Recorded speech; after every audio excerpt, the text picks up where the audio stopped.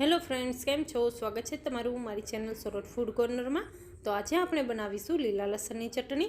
તો ચાલો જોઈએ ચટણી બનાવવા માટે શું શું જોશે। તો તેના માટે અહીં મેં 4 તીખા મરચાં લીધા છે, લસણ, લીંબુ, મીઠું, ધાણા જીરું પાવડર, આખું જીરું અને કોથમીર લીધેલી છે। તો ચાલો જોઈએ આપણે તેને કેવી રીતના બનાવીશું। ચટણી બનાવવા માટે અહીં મેં ખાંડણીનો ઉપયોગ કરેલ છે, તમે મિક્સર જારનો પણ ઉપયોગ કરી શકો છો। તો સૌપ્રથમ આપણે તેમાં મરચાં એડ કરવાના છે। ચટણી જો ખાંડીને બનાવશો તો તેનો ટેસ્ટ વધારે સરસ આવે છે, તમે મિક્સરનો પણ ઉપયોગ કરી શકો છો। હવે તેમાં આપણે લીલું લસણ જે કટ કરીને રાખ્યું હતું તે એડ કરવાનું છે, થોડું જીરું એડ કરીશું, થોડું એવું મીઠું એડ કરી અને તેને બરોબર ખાંડી લેવાનું છે।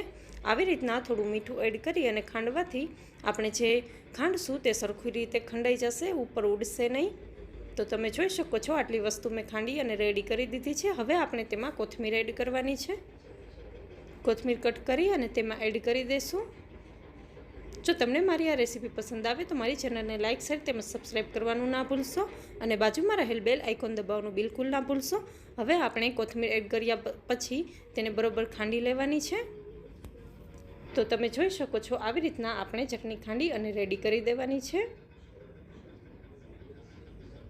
તમને મારી આ રેસીપી પસંદ આવે તો કમેન્ટ કરીને જરૂરથી જણાવજો કે તમને આ રેસીપી કેવી લાગી।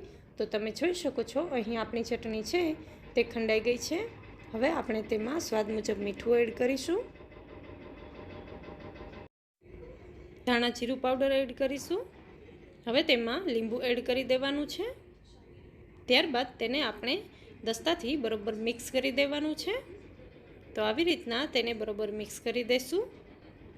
તો તમે જોઈ શકો છો આપણી ચટણી છે તે બનીને તૈયાર છે। તો તમે આ ચટણીને જમવા જોડે લઈ શકો છો।